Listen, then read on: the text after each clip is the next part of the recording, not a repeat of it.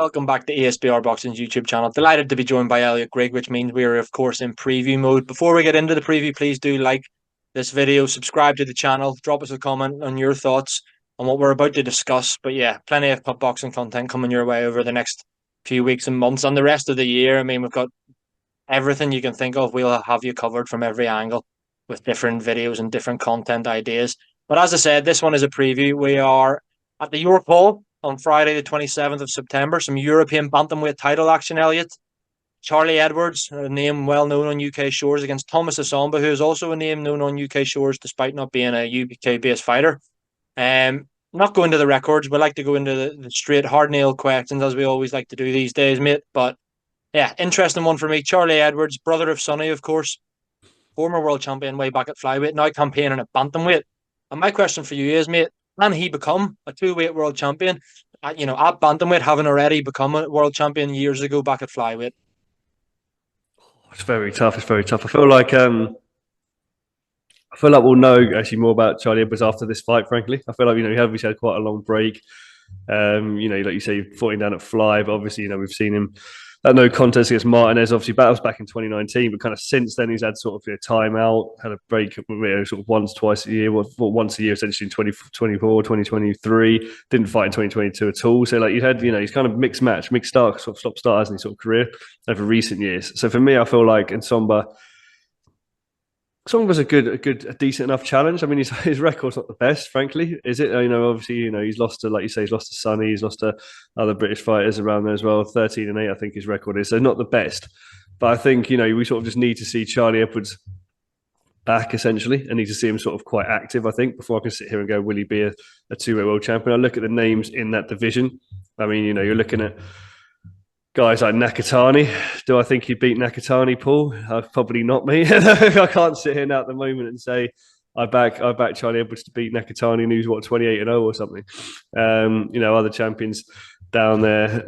Well, so essentially it's Japanese fighters, isn't it? Like we're saying down there as well. I mean, maybe he could, but I think it's premature for me to sit here and say with any confidence, having kind of observed the recent career and the recent sort of years in Charlie Edwards' boxing career and sit here and say he would have said that. This is for a European title as well. So you almost got to say, well, does he leap straight from there to world? If he comes through this really convincing at European, fine. But if he sort of, labors a sort of a points win against and someone doesn't look that great, we'll be sitting there going, absolutely, I don't want to go full McKendry, but we could be sitting there going, absolutely not. He's not going to win a world title up at Bantam. So yeah, what about yourself? Do you think he'll be one or not? How do you see it playing out? Yeah, I mean, I think that's a good assessment. I think it's hard to say, judging by the champions at 118 pounds, like as you mentioned, Nakatani, probably the biggest name there. Could move up, yeah, and could he get a vacant title shot? Charlie Edwards, I suppose you never know in that case. You can't really predict too far in the future because you don't know what's going to happen if belts become fragmented and so on and so forth. But yeah, you're right. The Japanese fighters, 4 different Japanese fighters, all dominating this division with a belt each. Obviously, you've got a Nuye's brother down there as well as Machida and Takai.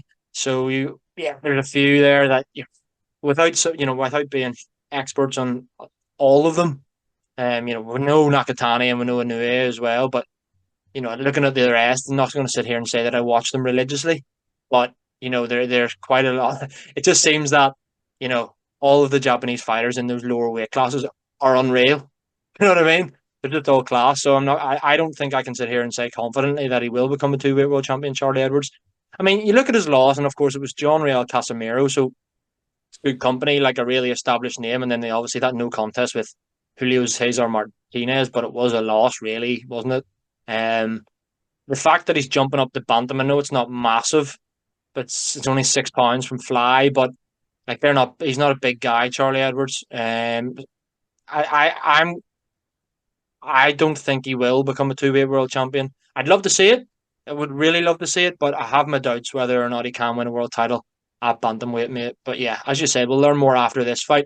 This fight is indeed against Thomas Essomba, who, as you said, you look at his record and you think, there's only going to be one winner here. But when you look a little deeper into Essomba's record, he's had a few robberies against him.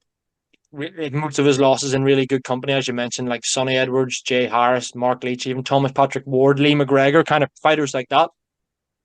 Is there a chance here that, Charlie Edwards perhaps overlooked Essomba based on his record and potentially become unstuck? Interesting question. Just the mention of Thomas Patrick Ward there brought a smile to my face. Obviously, one of the most feared fighters and most avoided fighters in the division, as said by Paul Kelly in somewhere in 2024. But no, I think it's a tough one for me because I feel like he could. I feel like you look at that record and you go, yeah, obviously 13-8. You know, you're looking. It's not obviously a very good record, but then I also feel like Charlie Edwards, in a way, will be motivated, like I said, due to that inactivity that he's had. So I feel like really I think he'll be sort of hoping to sort of go in there and put on a bit of a show, to be honest, to sort of get himself back into these sort of bigger fights. So weirdly, I don't think he necessarily will be overlooking it. I think I don't see something. Well, actually, I think maybe he'll be sort of diminishing in some as an opponent, but I don't think he'll be complacent. So it's kind of sort of subtle nuance in there. I think he'll really go in there and try and put on a show, to be honest with you. I'm not sure. We'll come to predictions in a minute. But like you say, I mean, out of those 8 losses, Essomba's only been stopped once against Lee McGregor. So he's been there with sort of other fighters. He's gone the distance. All right, yeah, he's not won in those fights, but he's still a tough and durable opponent. So for me, I also feel like he'll come to win. He's 36. Especially you might say he's probably on the decline, but equally he's a sort of game fighter. So I think I don't think he will overlook him. No, I don't think he will. I think he really, to be honest with you, needs to, and I think he'll try to put on a sort of statement here in this fight.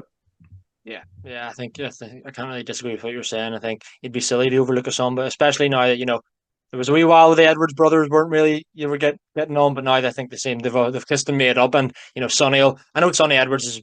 I think did he even go on to start trying to manage Essomba as well after fighting him?